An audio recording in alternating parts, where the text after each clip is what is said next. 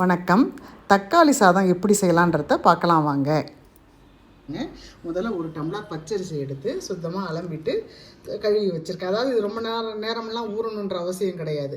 அரிசியை தண்ணியில் போட்டு இதெல்லாம் கட் பண்ணாலே போதும், அந்த நேரம் ஊறினா போதும். ஒரு வெங்காயத்திலேயே ஒரு சின்ன சைஸில் எடுத்து 2 வெங்காயம் கட் பண்ணி வச்சுருக்கேன். அதே மாதிரி 2 தக்காளி கட் பண்ணி வச்சுருக்கேன். 2 பச்சை மிளகாய், ஒரு 10-15 பூண்டு.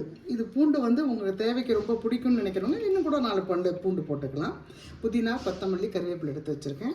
கொஞ்சம் முந்திரி பருப்பு எடுத்து வச்சுருக்கேன். தாளிக்கிறதுக்கு லவங்கம், பிரிஞ்சி இலை, பட்டை, வேறு எதுவும் போட தேவையில்லை. இந்த பெருஞ்சீரகம், கல்பாசி இதெல்லாம் போட்டால் நமக்கு பிரியாணி டேஸ்ட் வந்துடும், தக்காளி சாதனுடைய டேஸ்ட் போயிடும். அதனால் இது 3 மட்டும் போட்டுக்கலாம். அரைக்கிறதுக்கு ஒரு டம்ளருக்கு 4 காஞ்ச மிளகாய் கணக்குங்க.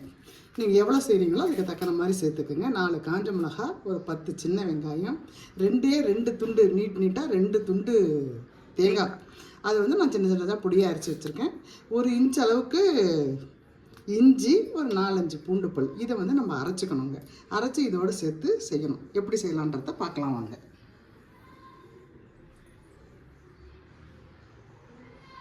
அடுப்பை பற்ற வச்சு குக்கர் வச்சாச்சுங்க. அடுப்பை கொஞ்சம் ஃபாஸ்ட்டாக வச்சுக்கலாம். இப்போ தேவையான எண்ணெய் போட்டுக்கலாம்.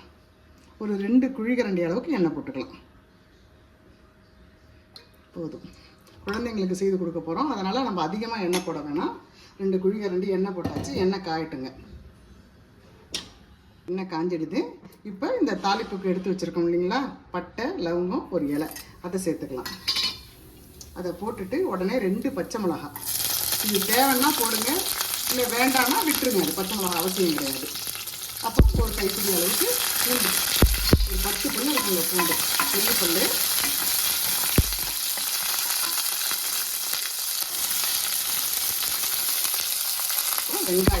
வெங்காயத்தை சேர்த்து இந்த வெங்காயம் கொஞ்சம் நல்லா தெளிவில் வதங்கணும்.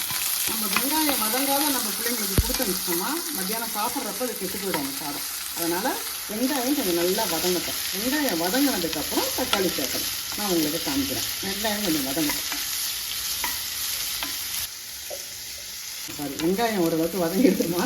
இப்போ இந்த முந்திரி பருப்பை சேர்த்துக்கலாம்.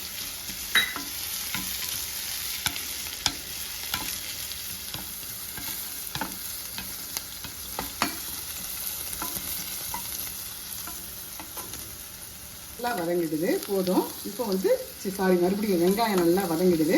இப்போ தக்காளியை சேர்த்துக்கலாம். தக்காளி பாருங்கள், 2 தக்காளி எடுத்து வச்சுருக்கோம், நல்லா கட் பண்ணி வச்சுருக்கோம். அதை போட்டுக்கலாம்.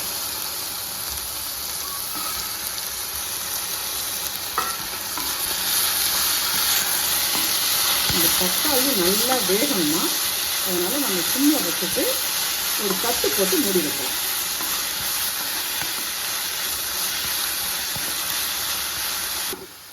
அதுக்கு நம்ம கொஞ்சம் கல் உப்பு போட்டுக்கலாம். அப்புறம் மொத்தத்துக்கு அப்புறம் தேவையானதை போட்டுக்கலாம். இந்த பாருங்கள், கொஞ்சம் கல் உப்பு போட்டுக்கலாம். போட்டுட்டு நல்லா கலந்து கொடுத்துட்டு ஒரு தட்டை போட்டு ஒரு 5 நிமிஷம் இதை மூடி வைக்கலாம். நல்லா தக்காளி கரைஞ்சி வேகணும். அப்போ தான் நமக்கு நல்லா அருமையான ஒரு தக்காளி சாதம் கிடைக்கும். மூடிடலாம். வதங்கிடுமா, அதை திறந்து பார்க்கலாம். சூப்பர், நல்லா வதங்கிருக்குது. இந்த மாதிரி தான் வதங்கணும். தக்காளி நல்லா கரைஞ்சி வதங்கணும். இப்போ நம்ம என்ன பண்ணணும், இந்த எடுத்து வச்சுருக்கோம் இல்லைங்களா புதினா, அதில் பாதி அளவுக்கு போட்டுக்கலாம். அதே மாதிரி கொத்தமல்லியும் பாதி போட்டுக்கலாம், கருவேப்பிலையும் பாதி போட்டுக்கலாம். எல்லாத்தையும் போட்டு நல்லா கலந்து கொடுக்கணும். நல்லா வதங்கணுமா. நல்லா வதங்கிட்டு இந்த பூண்டும் முந்திரி பருப்பு மட்டும்தான் தெரியும், அந்த அளவுக்கு 2 நல்லா குழஞ்சி வதங்கணும். இப்போ நம்ம என்ன பண்ணணும், நம்ம இந்த அரைச்சோம் இல்லைங்களா, காஞ்ச மிளகாய், 2 பல்லு பூண்டு, 4 சின்ன வெங்காயம், கொஞ்சம் தேங்காய், இதை இது கூட சேர்த்துக்கலாம்.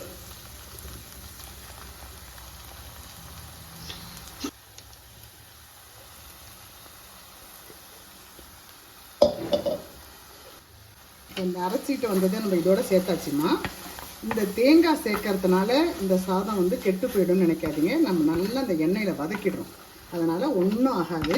இப்போவும் நம்ம ஒரு 2 நிமிஷம் தட்டு போட்டு மூடி வைக்கணும்.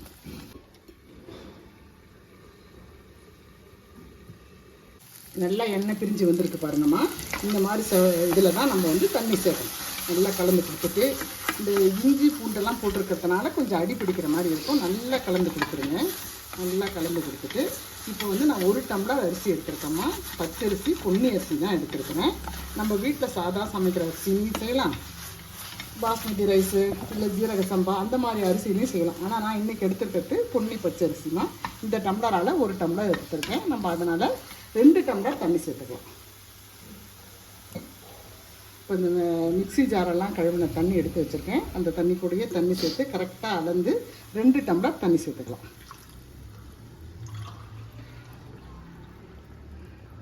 அவ்வளோதான். இப்போ நல்லா மறுபடியும் கலந்து கொடுக்கணுமா. நல்லா கலந்து கொடுத்துட்டு இப்போ உப்பு தேவையான அளவுக்கு போட்டுக்கணும். இந்த 1 டம்ளர் அரிசிக்கு தேவையான உப்பு இப்போ போட்டுக்கணும். முதல்ல நம்ம வந்து தக்காளி வெங்காயம் வதங்க தான் உப்பு போட்டுருந்தோம். இப்போ வந்து நம்ம எல்லா இந்த டிஷ்ஷுக்கு தேவையான உப்பு போட்டுக்கலாம்.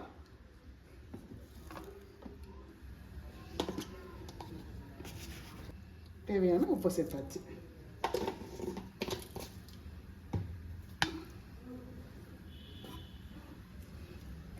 இது நல்லா கொதிக்கட்டோமா, 1 நிமிஷம் மூடி வைக்கலாம். இப்போ இந்த கருவேப்பிலை கொத்தமல்லி சேர்த்துட்டோமா.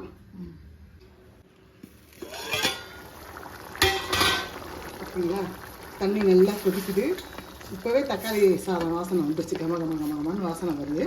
இப்போ பாருங்கள், கொஞ்சம் கூட தண்ணி இல்லாத அதை வடிகட்டி இந்த அரிசியை கரெக்டாக போட்டுக்கணும். அப்போ தான் உதிரி உதிரியாக வரும்.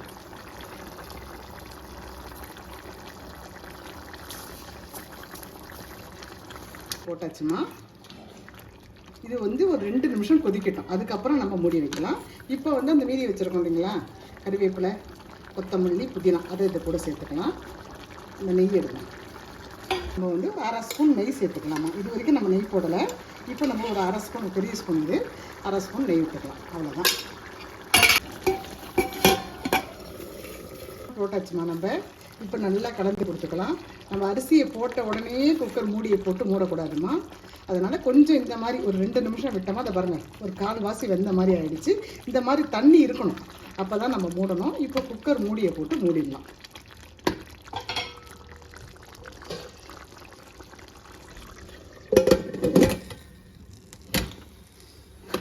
மூடிட்டு உடனே வெயிட் போடாதீங்கம்மா. இதில் கேஸ் நல்லா வரட்டும். வந்ததுக்கப்புறம் வெயிட் போடலாம்.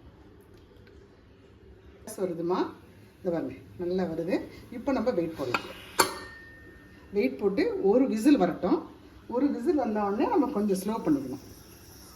அடுத்து செகண்ட் விசில் வந்த உடனே அடுப்பு ஆஃப் பண்ணிடணும். ஆமாம்.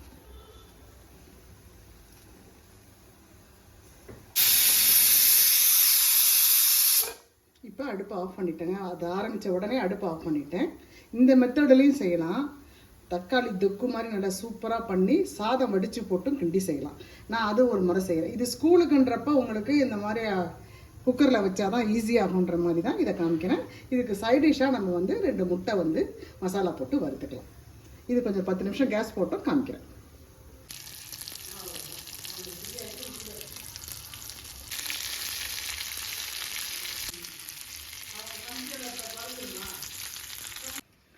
நல்லா கேஸ் போயிடுச்சுப்பா. திறந்து பார்க்கலாம்.